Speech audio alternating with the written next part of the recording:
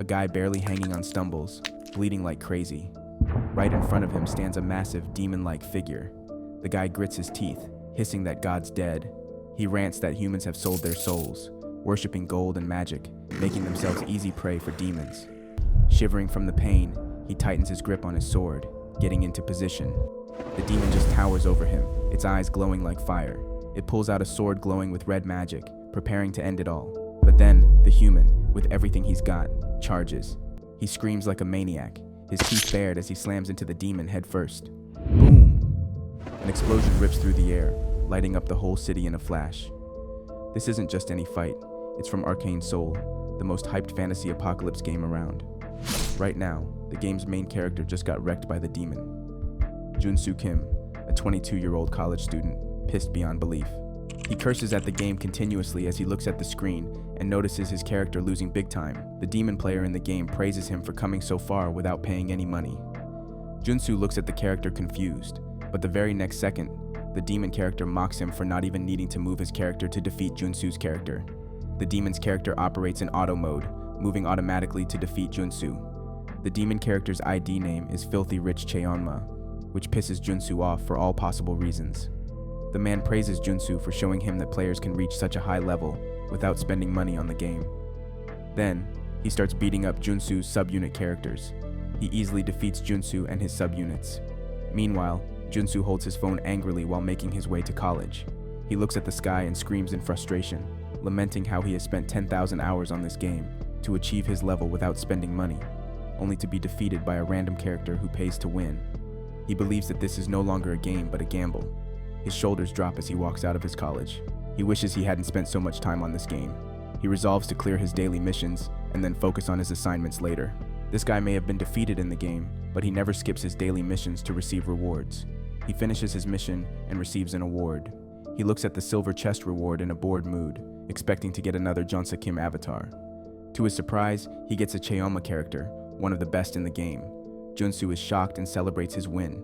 His thoughts about the game completely change, and he believes it is one of the best games he has ever played. He becomes happy and quickly plans his strategy to upgrade his new character. He chooses all of his other Jonsa Kim avatars and merges their capabilities into Cheonma to upgrade its training level. As soon as he does that, the Jonsa characters disappear and merge into Cheonma, making it an undefeatable character. After sacrificing all the Jeonsas, he crosses the street and gets hit by a truck. When he wakes up, he looks around and realizes he is in a hospital. He tries to remember what happened earlier and recalls the truck. As he processes the situation, a nurse walks in and addresses him as Kim Jonsa.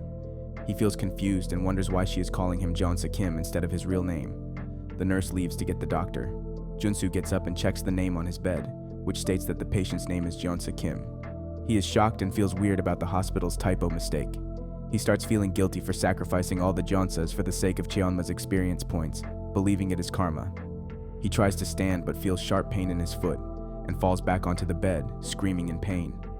The nurse rushes to him, telling him not to move since he is still recovering. The doctor explains that he is lucky to be alive but says they need to run an MRI and a magic scan to check his condition. Junsu feels weirded out by how everyone is calling him Jeonsa and mentioning strange things like magic. After his tests are complete, the hospital receptionist informs him that the total cost for all procedures is 22,370,569 wons. Junsu stands in shock, looking at her in disbelief. He complains that he has only been in the hospital for around 3 days and questions how he is supposed to pay such a huge sum. The nurse explains that he doesn't have health insurance and will need to cover the cost himself. Junsu yells about his national health insurance, but the nurse just stares at him like he's insane. She shoots him down, saying he's not registered with any of the big factions like the Armed Forces or the Magic Tower, so no health coverage for him. He wants to argue, but then it hits him. Those names, he knows them. They belong to the 4 major factions in Arcane Soul: the Armed Forces, Aristocrats, Magic Tower, and Religious Orders. Reality slaps him in the face. He's stuck in the worst damn game ever. A world where gods ditched humans and demons run the show, turning everyone into their slaves. He stumbles out of the hospital, looking around at the disaster he's stuck in. He's trapped in this hellhole survival game. There's no way out, and now he knows he's stuck as a damn tutorial character in this nightmare world. He thinks it's karma for throwing the Jonsas under the bus. Back at the tutorial house, Junsu realizes how much he's screwed. He's broke, busted up, and stuck in a game where you fight tooth and nail to stay alive. The injury isn't the real problem. It's the damn levels that'll break him.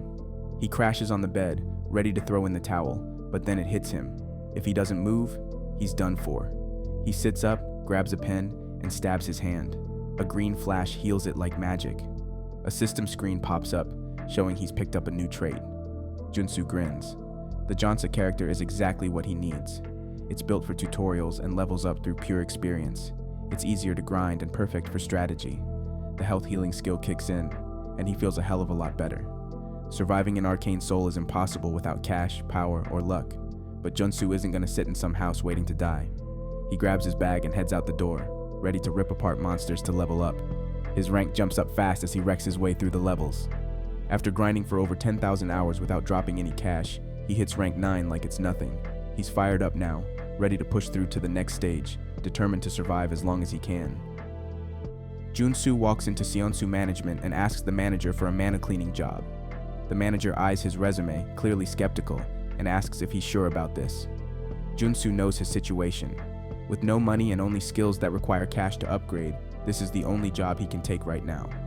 The manager presses him again, asking if he understands how brutal this job can get. Junsu remembers the job's requirements from the game, the insane workload, the danger, the mess.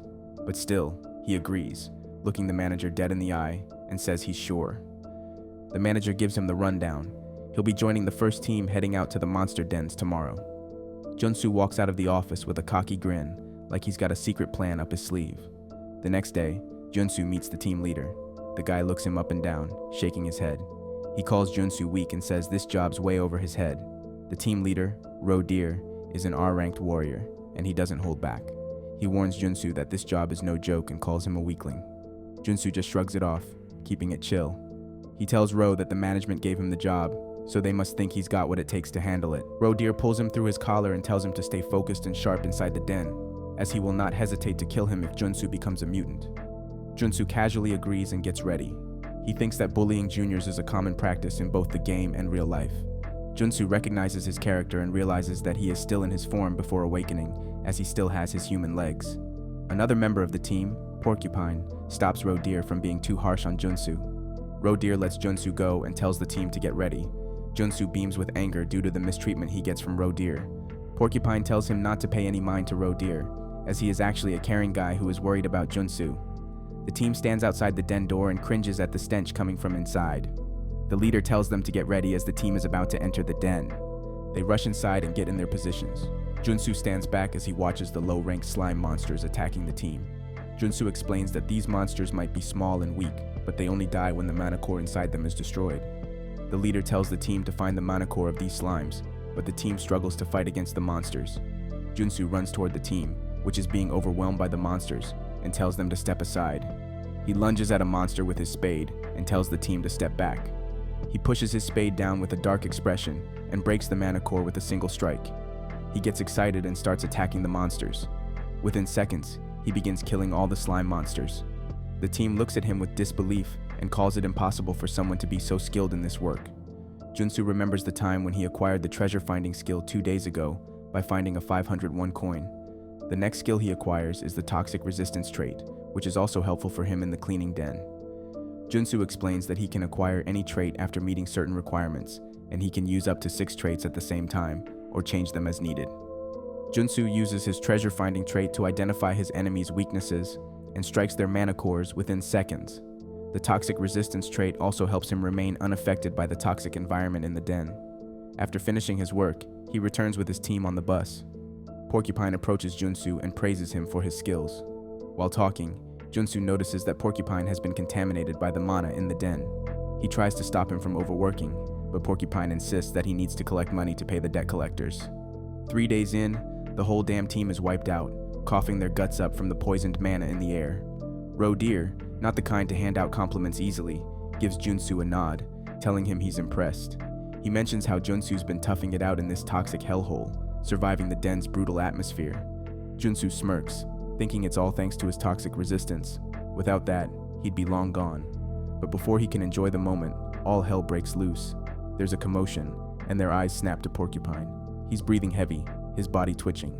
The contaminated air's gotten to him, and now he's turning into a monster right in front of their eyes. Ro Deer and Junsu just stare, helpless as hell. Junsu's heart slams in his chest. This isn't some cleaning gig anymore. He's stuck in a fight for his life. His skills are for scrubbing mana, not fighting freaking monsters. He's in deep, and it hits him hard. He's completely screwed. The porcupine mutant stands in front of Jaeonsa and attacks him. As he falls back to a distance, the system shows him that he gains the trait of perseverance. He quickly remembers his traits and starts thinking of a way to defeat this monster. He swipes through the list and sees the traits. He deactivates all the traits that are not needed for combat and selects power, mana control, perseverance, absorption, and respiration for mana control traits. For his last trait, he chooses toxic resistance. Once he is ready, he stands up to face the mutant.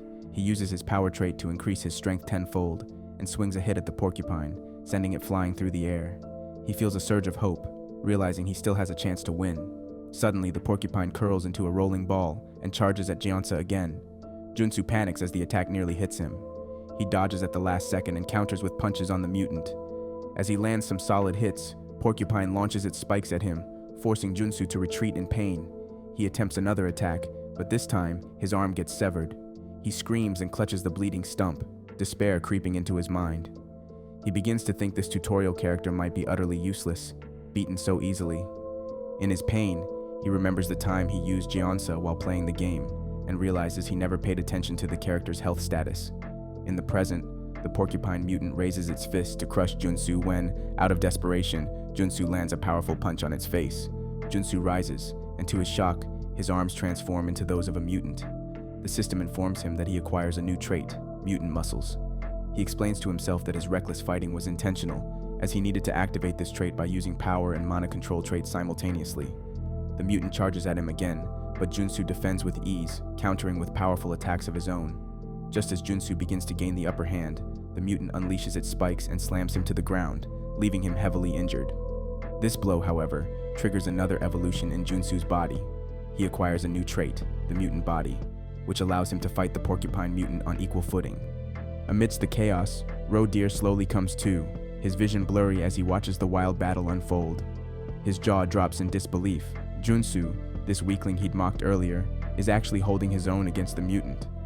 They're exchanging blows that shake the ground beneath them, both of them staggering back after each strike. Junsu's realizing that even with all his power, this mutant freak might just be unbeatable. But Junsu doesn't back down. He stands tall, his mind racing. He's got one crazy life or death idea.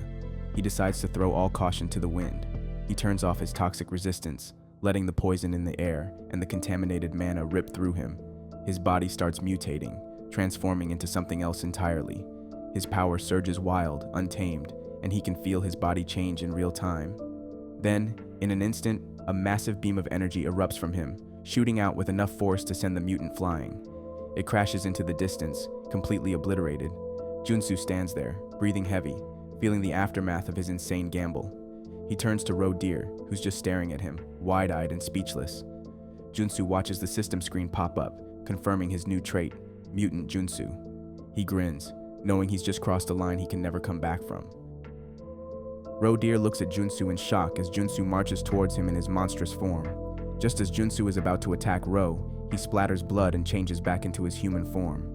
Due to the excessive burnout of his energy, Junsu faints as soon as he converts back. Ro's face looks like he just watched a magic trick gone horribly wrong. He can't figure out how Junsu pulled off the impossible. Mutants don't just turn back into humans, like that's a rule in the universe. But there's Junsu, doing it like it's his part-time job or something. Ro's mind is fried, trying to piece it together. Junsu, with the chill of someone who's just had a casual walk in the park, explains how he pulled it off. He knew the toxic resistance trait would keep him from going full mutant, but once he saw those freaky muscles and the whole mutant vibe, he realized the only way to take down Porcupine was to join the freak show. So, he flipped the switch, went full monster, and just prayed he'd have a second to turn his resistance back on. Pure luck, but it worked. With a smug look on his face, Junsu feels the burn as his bones pop and crack back into place. It's like his body's a piece of IKEA furniture, and he's trying to jam the last piece in, except it hurts like 1,000 needles. But whatever, he's back to normal, and that's what matters.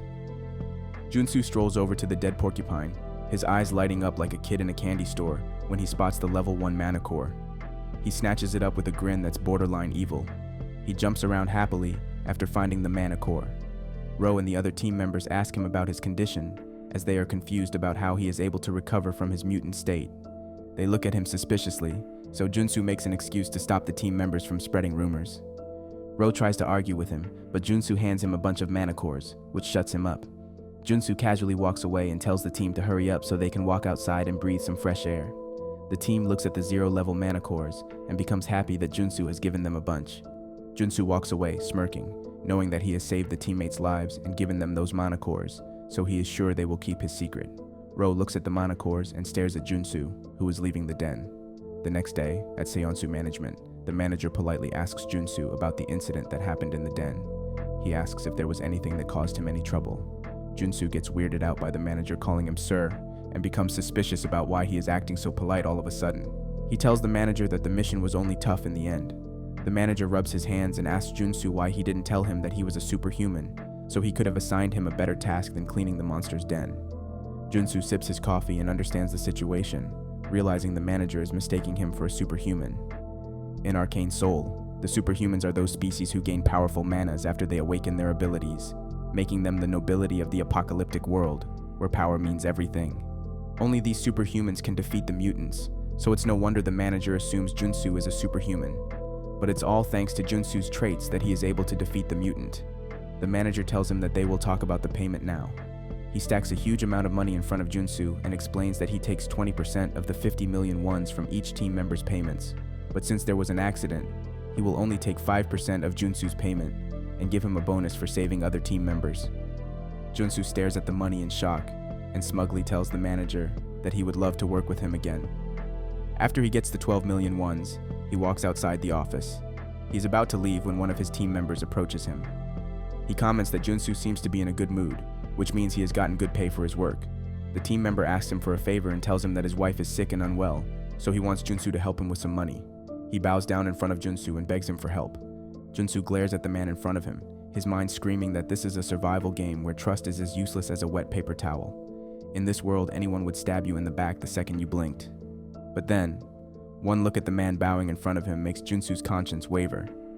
It's like his heart skips a beat, and for a moment, he feels like maybe he's not as cold as he thought. He helps the man up, his voice cold but sincere, as he tells him there's no need to bow. Junsu shoves a handful of 0 mana cores into the man's hands, muttering that he hopes they somehow help. The man, grateful but still a bit confused, thanks Junsu and stumbles away. Later that night, the teammate who'd scammed Junsu laughs like a jackal as he looks at the mana cores in his hands. He mocks Junsu for being such an easy mark, saying it was a piece of cake to scam him, just by pretending he had a struggling wife. Ro, shaking his head, comments that Junsu must be green in the game, handing out mana cores like he's Santa Claus on a budget. The scamming teammate then drops the bombshell that Junsu left with a fat envelope of cash, like he'd somehow gotten his hands on a stash of their paychecks. The others immediately jump to conclusions, planning to teach Junsu a lesson for being such an idiot. Ro smirks, a wicked gleam in his eyes as he announces he has the perfect plan to make Junsu regret his kind-hearted mistake. Meanwhile, Junsu lies in his bed, smiling like he's got it all figured out, dreaming of becoming a hero, completely oblivious to the storm brewing around him. Junsu uses his money to have some fun trips at the hotels. He gets massages from the hotels and enjoys his life with the hard-earned money. He happily enjoys his time and feels happy that this world is better than his real life, as he can avail anything here easily.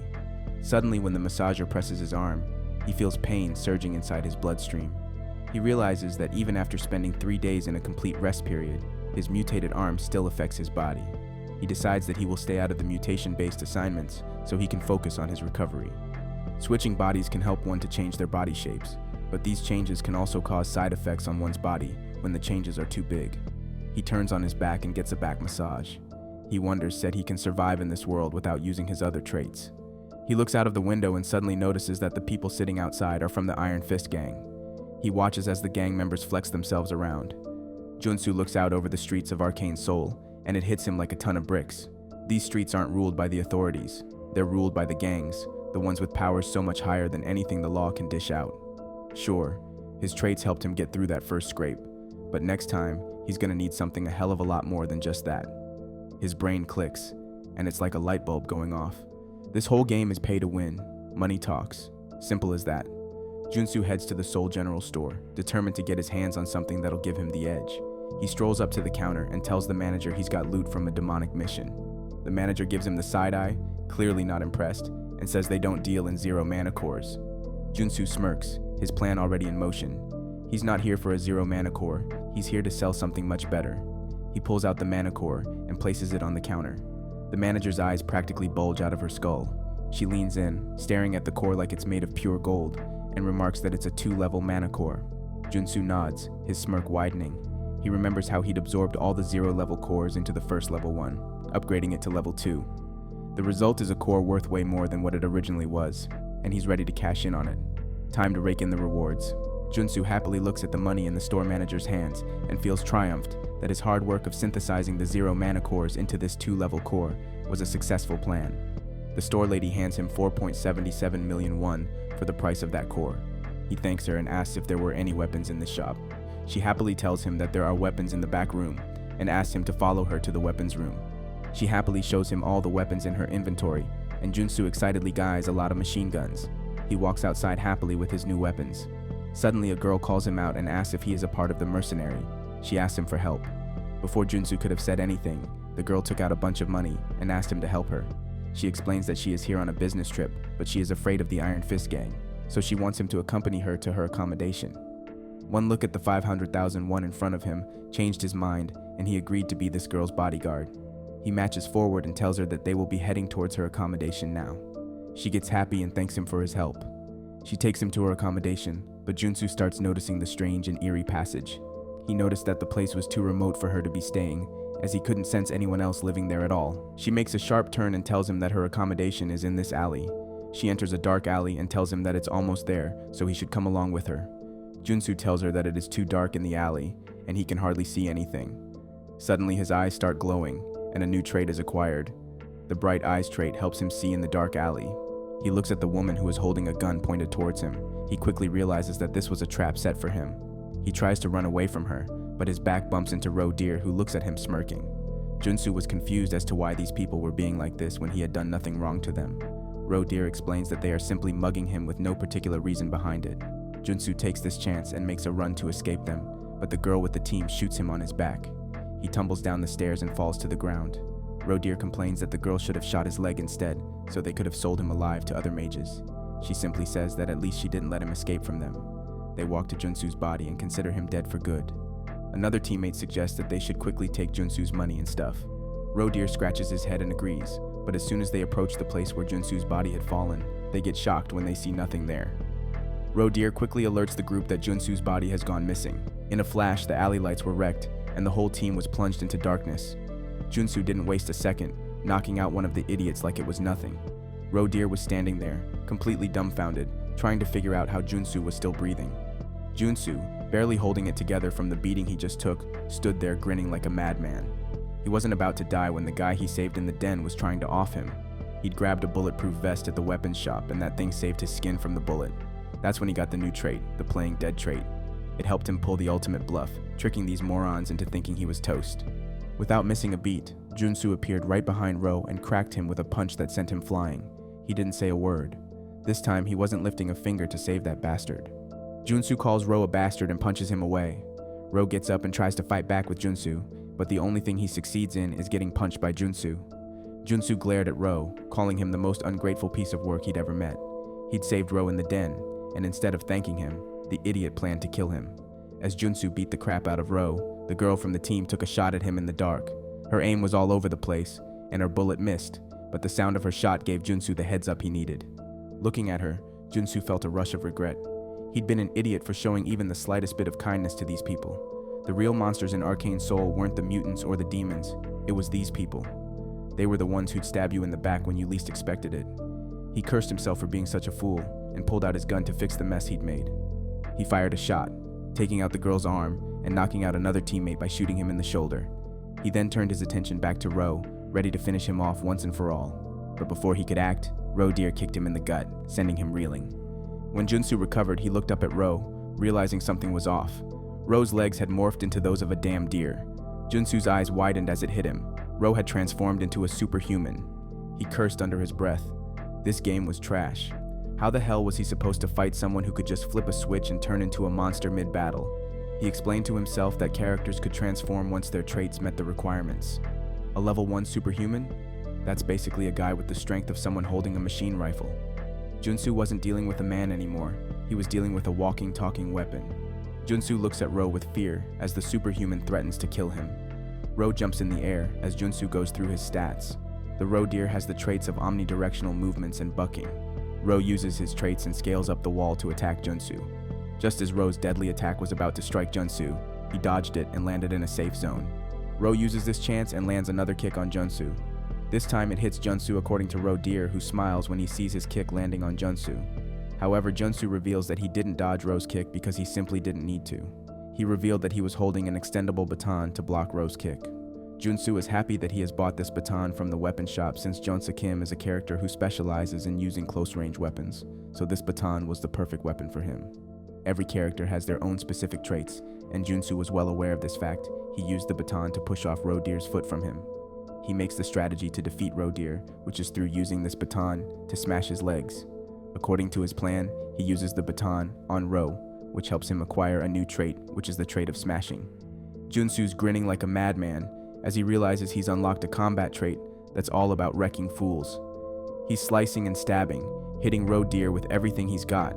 Upward slashes, downward slashes, and a goddamn stabbing lunge. Ro deer thinks he's slick, trying to kick Junsu while he's mid-attack, but Junsu doesn't back down.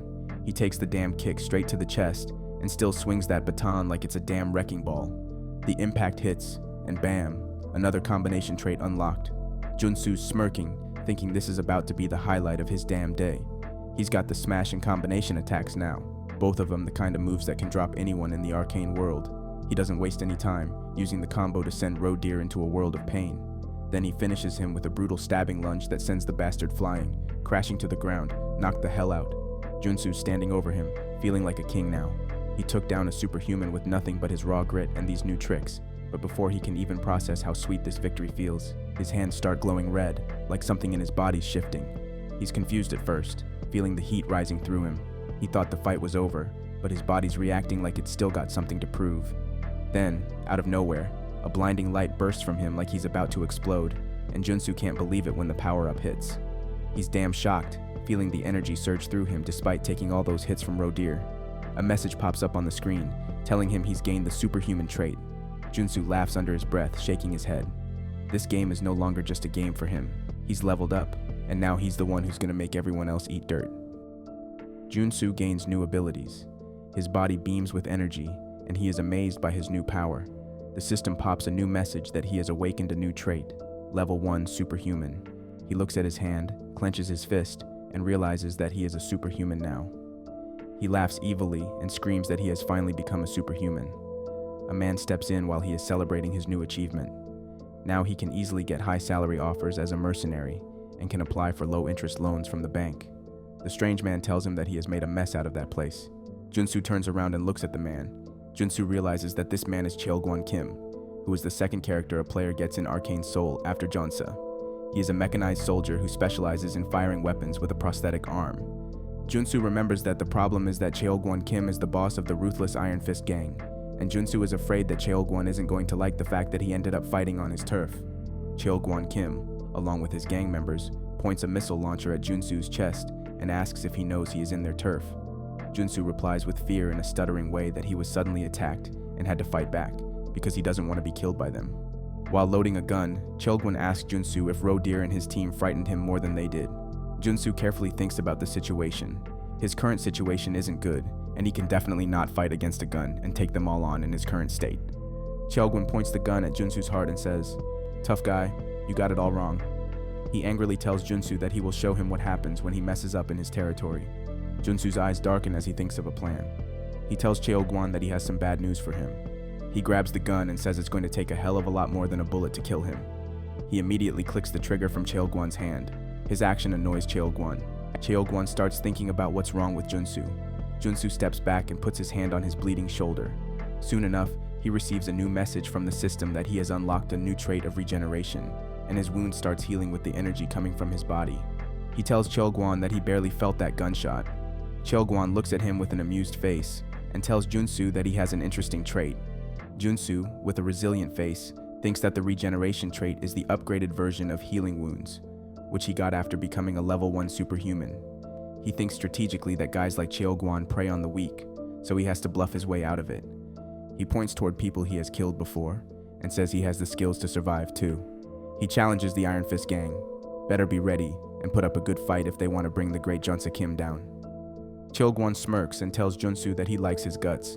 He moves toward him and says he will let it slide this time, but next time, Junsu owes him one, patting him on the shoulder.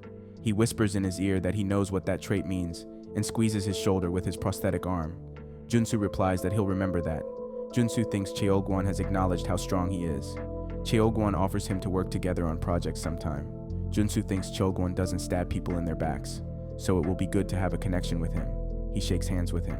The next day, Junsu walks into the city with a pleasant smile and exclaims that the Tower of Superhuman Jamsil didn't seem so big in the game, but the place seems grand here.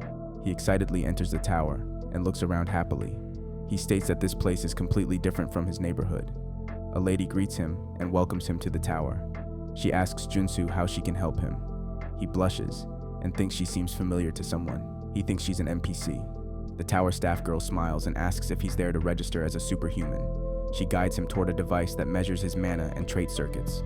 Junsu steps toward the machine and thinks maybe he looks like a newbie, so that's why she recognizes him easily. Junsu believes that registering as a superhuman will change his life and arcane soul. Suddenly, he's surprised by something, and confusedly asks what's going on. He hears people murmuring around him that the Saintess is here and wonders what the Saintess is. A flash appears in the sky, and he thinks it's just a flying ship, but a bright light appears in front of him, and people stand in a worshipping way around it. He gets surprised and realizes that this is the Old Father's religious order. Some armed people come out of the light along with the Saintess. People become happy and start saying it's an honor to see her there. Junsu understands that she is still a Saintess since the tutorial hasn't ended. Once the story begins, people will realize that the religious order is just a cult organization pretending to be religious when they start attacking the masses at random. The Saintess is there to measure her mana. People think she must be renewing her level of information. All of a sudden, a flash appears around her, and the people around her are unable to see what's happening. Junsu says that she is flaunting her mana like that. Her energy gets absorbed into the machine pipes. Everyone gulps when the message on the machine shows her stats. 27 years old, priestess type. Her mana level is 8, and she has 6 trait circuits. Junsu gets scared that she has 6 traits too, and people shouldn't be celebrating that. A level 8 superhuman is as powerful as a carrier battle group, and she has the force of the entire nation's armed forces, which she will use to destroy Seoul. But if he tries to tell people about it, they will stone him to death for blasphemy. He starts checking the machine to measure his mana. He carefully deactivates 3 of his 6 traits since drawing too much attention would be unwise. Boss Monster turns to Junsu and sees him deactivating his other 3 traits. She quickly moves toward him and asks what he is doing. Junsu gets surprised and scared that Boss Monster might have noticed him swapping his traits. Junsu gets suspicious that the Saintess must have seen his traits, which is why she walks over to him. The people accompanying the Saint ask why she has walked over to him. She grabs his hands and asks what Junsu's name is. He tells her his name and quickly realizes the mistake he made by doing that. There's only one reason why the Saintess would ask for someone like Junsu's name: to forcefully recruit strong soldiers for her army. She announces that she will baptize him so he can join the holy forces. She begins the baptism process as the seal starts forming on Junsu's body. The people around them whisper, envious of Junsu for getting baptized by the Saintess. Junsu gulps, realizing the consequences of the baptism. He will become a holy knight, forced to fight for the Saintess. However, the Old Father's religion loses its battle against the nation, with the arcane soul forces emerging victorious. Junsu compares this situation to being forced to invest all his stocks in a market that is bound to collapse soon. He pulls away his hand and refuses to get baptized. Everyone gasps as the Saintess looks at him in shock. She confirms if she heard Junsu right about refusing to get baptized. He confirms that he doesn't want to join her. She smirks, telling him that he has the free will to choose if he wants to serve the Old Father or not. She puts her hand on his arm and places him under a burning blame spell. The people around him start saying that he deserves the punishment for refusing baptism. Junsu receives a notification that he has attained the divine punishment trait. He explains that this divine punishment is for those who refuse baptism and is considered one of the most painful punishments, where a person can do nothing but feel pain until they get baptized in a church. Just as he is about to succumb to the pain, the receptionist he met earlier throws water on him, relieving the pain and giving him determination to overcome this punishment. He sits up, and the system shows him a new trait, Divine Punishment Resistance. He is pleased, knowing he's aiming for this trait. When the pain becomes unbearable, he focuses on the next step, increasing his mana, but it backfires. The receptionist splashes water on him again, offering some relief. Junsu focuses on his mana and balances the energy, creating a sharp contrast between water and fire in his body. He manages to put out the fire and acquires another trait, Mana Shield Protection. This shield relieves him from the pain, and the people around him cannot believe their eyes. He explains that the shield is still a temporary fix, but it helps him relieve the burning sensation. Junsu stands up and walks to the mana measuring machine. The machine measures his stats and completes the assessment. The message displays that Jeonsa Kim is a warrior-type soldier with level 1 mana and 6 trait circuits. Everyone is shocked to see a newbie like Junsu having 6 trait circuits. The people who had been trash-talking him earlier now look at him with admiration and call him a star in the making. The receptionist congratulates him and praises him for having 6 trait circuits with only level 1 mana. She tells him to follow her so they can get his superhuman ID made. She provides him with his ID, and Junsu happily accepts it. She attempts to explain the superhuman privileges to him, but Junsu beats her to it, listing all the privileges. She is shocked by his level of knowledge. Junsu proudly accepts the praise and tells her that he is well informed about this world. After finishing his rambling, he asks the receptionist if there's a way for him to leave the building without being swarmed by people outside. The girl stands up and tells him that she has a method prepared for him. She smiles brightly, telling him to follow her. He blushes at her smile and puts on a cloak to follow her. With the help of the cloak, he gains a new trait. The girl leads him through a secret passage and shows him the door that will lead him outside. She explains that she can't follow him any further, as it would be against the policy of her company. He thanks her for her help and bids her goodbye. He looks back at her and wonders how there can be such kind people in this game. He plans to thank her once he becomes stronger.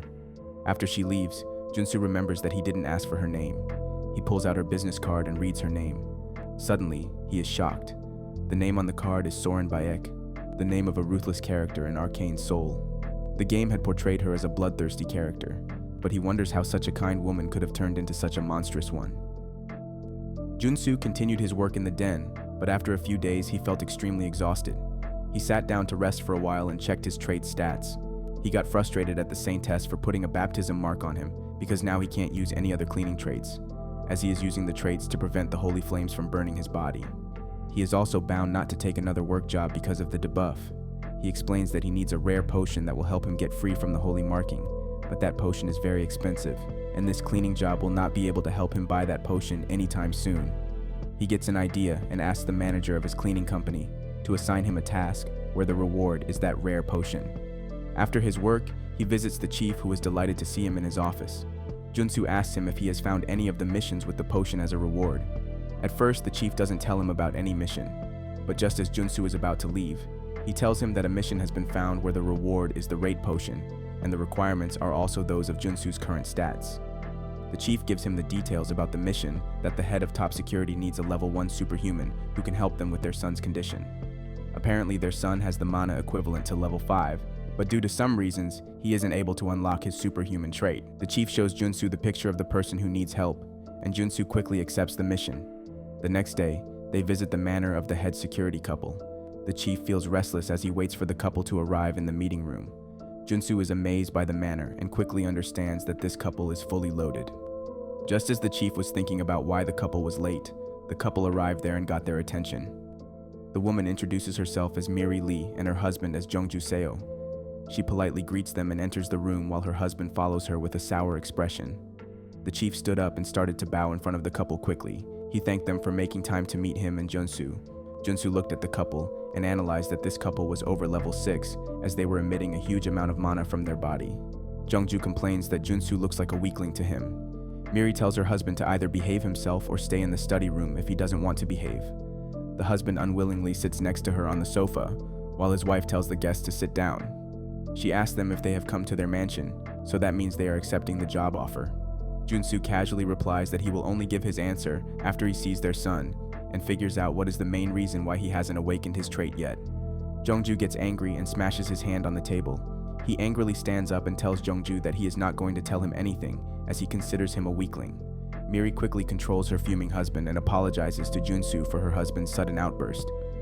She explains that it is true that she also doesn't trust Junsu yet, but she will have her son meet him so he can explain his situation to Junsu once Junsu accepts the offer. Junsu evaluates that the couple already knows why their son is unable to awaken his trait, so he gets more certain why they want him to accept the offer. Having no other choice, Junsu accepts the offer and asks them to let their son meet him. The very next second, their son, Ujin Esio, comes into the room. Junsu walks over to Ujin and shakes his hand. As soon as Junsu shakes his hand, he notices the gloves Ujin is wearing and compliments them. Ujin shyly pulls his hand away and tells Junsu that he truly doesn't deserve this, and he is grateful for these gloves. Junsu looks at them and states that Ujin surely is thankful since he needed something more powerful than these gloves to seal away all of his mana. The couple and Ujin are shocked to hear Junsu. Junsu further explains that he has finally understood all of their plans and why they lured him there with the nectar as a reward. Ujin was also forcefully baptized by the saintess, and since Ujin refused the baptism, he was also given the punishment of divine fever. To prevent the flames from killing him, he sealed off all of his mana. Since he had no one else to talk about this, they asked specifically for Junsu to join them, as they also heard the rumors about Junsu refusing the baptism and deflecting the flames. Ujin looks at Junsu with admiration and calls him a detective for guessing everything correctly. Junsu proudly says that he was only assessing the situation, but in reality, he had already known the future of Ujin. As soon as he had seen Ujin's picture, he recognized him as a dangerous character from the game who eventually becomes a holy knight of the Old Father religion who leads the vanguard. Junsu evaluates that Ujin must have been caught against the divine punishment until his parents lost their power, and ultimately he turned to the Old Father's religion, which turned him evil. The couple who were fuming with anger a minute ago calls Junsu sir and turns completely soft after hearing Junsu's explanation. They look at Junsu and ask him if there is a way to fix their son's condition. Junsu wins the family's trust easily with his words. Junsu assures Ujin that he will do his best to free him from his fever. Ujin gets moved by Junsu's words. He hugs Junsu and promises that he will be obeying him from now on, and considers Junsu as his teacher from then on. The couple happily hugs each other after the problem with their son is resolved. Junsu snickers and hugs Ujin back, feeling triumphant that he has taken away Saintess's future servant. After Junsu is successfully able to steal the Saintess's servant, he promises to help Ujin awaken his superhuman capabilities. Before he could start the treatment, he tells Miri that he needs to have another thing along with the nectar to start Ujin's treatment. She listens to him patiently and agrees to pay the additional price for helping her son. Junsu asks her to let him learn the Mountain Breaker sword technique. Hearing his new condition, Miri beams with murderous intent and hovers over Junsu. She even becomes more dangerous than her husband as she glares down at Junsu. Junsu understood why Miri was so furious after hearing his request, since an ordinary sword technique can teach a person to cut through shipcrafts, but this dangerous sword technique can guarantee a person to become ultimately strong up to the level of level 4 superhuman. Since this technique was only limited to the elite family members, teaching it to someone like Junsu was a highly disrespectful demand. Ujin calms his mother down, and Miri focuses back on the current problem. She looks at her son and gives in to Junsu's demand because she wants to help her son as soon as possible. She promises to give him the chip that contains the information about the Mountain Breaker technique. Junsu bows and thanks him for the couple's kindness and asks him to prepare a training room where he will train Ujin to awaken his superhuman abilities. Miri takes them to the training room and leaves them there to train. She tells Junsu that the Saintess performed baptism on Ujin when he was still in school, which caused him to be unable to go out of his house. This is the reason why she and her husband are so sensitive when talking about Ujin's problem. She apologizes, showing she had behaved with Junsu earlier. He looks at the pitiful state of a parent who only wants to do good for their son and gets angry at the Saintess. After Miri left, Junsu told Ujin to relax, as he was trembling with fear that Junsu was going to do something very terrifying to him. Junsu finds out that Ujin had been injected with substances and even electrocuted a lot of times before, so his superhuman capabilities can be awakened. He promises that he won't do anything for such sorts with Ujin. He sits down in front of the mana potions and starts his process. First, he expands out his shield as far as possible, so it becomes thin and less effective. The divine fire starts to burn him, and he begins gulping down tons of mana potions, even though they taste horrible. With this continuous consumption of these potions, Junsu gets another trait of potion addiction. Next, he focuses on his mana and works on the shield. This causes his divine fever to be pushed outside the shield, making him able to withstand the pain of flames. Ujin praises him for the process, but Junsu tells him there is another step of this process. He explains the plan to Ujin and steps outside the shield. He asks Ujin to take off his gloves and extend his arm out of the shield. Ujin does so, and as soon as he grabs Junsu's arm, Junsu is hit by a tremendous amount of mana flames. The pain becomes unbearable for Junsu, but Ujin quickly pulls him inside the shield, and Junsu is saved from a painful death. Junsu achieves another trait of damage absorption. Through this process, the fever was absorbed from Ujin to Junsu, who pushed the fever outside the shield. Junsu explains the last step, which was to help Ujin achieve his superhuman state. He asked Ujin to attack him with all his skills and power. Ujin accepts the challenge and starts attacking Junsu. The fight starts off easy, but Junsu soon realizes that Ujin is not an ordinary swordsman, as he keeps attacking Junsu with incredible power. Junsu achieves the defense and evasion trait while escaping Ujin's attacks. But soon, when he looks back at Ujin, he realizes that Ujin and his sword were emitting a glow at the same time, which means that Ujin has become one with his sword. Junsu looks at Ujin and realizes that Ujin has achieved the trait of unity of sword and spirit. This trait was an ultimate trait for any warrior to achieve, and now Ujin had achieved it, which means he can no longer control himself. Junsu gets scared because not only is Ujin unstoppable, but there is a possibility he can also kill Junsu. After Ujin's potential has been unlocked, he isn't able to control himself and attacks Junsu with all his might. He launches a deadly attack on Junsu, who tries his best to not get killed by it. Junsu opens his trait box and equips all the defensive traits he has. He focuses the defense energy on his arms and combines his defensive traits with the shield trait. As a result, he is able to avoid getting directly hit by the attack. With this combination, he achieves a mana heater shield trait from the system. He smirks after his technique works. Junsu stands up as he notices Ujin wobbling and falling on the ground. He checks up on Ujin and finds out that Ujin has fainted due to fatigue. With this little change in the story, Ujin changes from being a holy knight to a superhuman swordsman. Junsu wonders how this small change in the story will play out in the game. He picks up Ujin and thinks about the reward he will be getting after helping Ujin. Ujin's parents become delighted by the fact their son is able to fight the divine fever. They thank Junsu for his hard work and reward him with the nectar and the sword technique chip. Jungju also hands Junsu a fat envelope with a bonus of 1,000,000,000 won. Junsu's eyes bulged out and he could accept the reward. The chief drops Junsu off to his apartment and advises him to use the nectar after it is refined. He tells Junsu to be careful as the word about him curing Ujin will get out, and he can be targeted by many other groups. The chief tells Junsu that he will look for some equipment that will help Junsu refine the nectar. He drops Junsu off and drives away. Junsu, however, had other plans, and he consumed the nectar as soon as he got the chance. The nectar works in his body and changes him from superhuman level 1 to level 2. He even archives a new trait of Dark Flames. He gets happy that he got 2 of the best traits of the game. Just as he is celebrating, he gets a message from the chief. He ignored the message and was about to leave, but the continuous messages from his chief stopped him. He looked at the messages and was unable to understand a single word until he understood the cryptic message. The hidden message from the chief said the word, daggers. This alerted Junsu about the dagger gang. He quickly analyzes that the chief was not trying to trick him, since the chief was texting him and not asking him to come over to his office. Junsu looks out of the window in a sour expression and states that he already has gotten the nectar, so he doesn't need to care about anything else. Meanwhile, in a remote location, the Dagger Gang members kept torturing the chief so they could take out the information about Junsu's whereabouts from him. The chief remained firm and didn't reveal Junsu's location to them. The crazy gang member told the chief that he wasn't planning on chopping anything off that day, but the chief's stubbornness made him want to level up their torture method. He asked the chief which hand was his dominant one.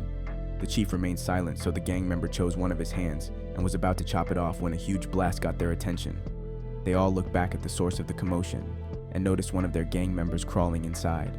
The man tells him that there is a crazy man shooting rockets in their lair. This man was none other than Junsu, who was there to rescue the chief. He shoots another rocket and announces that he won't be turning his back on someone who helped him in his lowest. He screams that the war is on with the Dagger Gang and shoots another rocket at them. If you made this far, I bet you enjoyed it. Watch this next recap. Till next time.